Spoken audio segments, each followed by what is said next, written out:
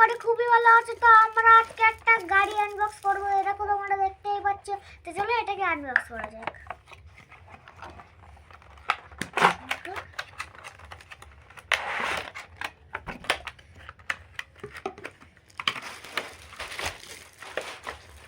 এই দেখো গাড়িটা কিছুটা এরকম দেখতে, আর এটা স্টিয়ারিংও এরকম ভাবে খুলে যায়, আর এটা এরকম ভাবে ফিক্সে চলে এরকম। আর এর কালার হচ্ছে কিছুটা এরকম এরকম ব্লু আর অরেঞ্জ এরকম।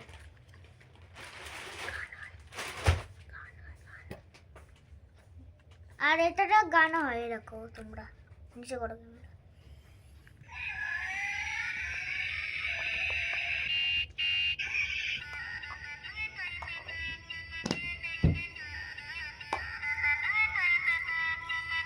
আর এটা এরকম হবে দেখতে।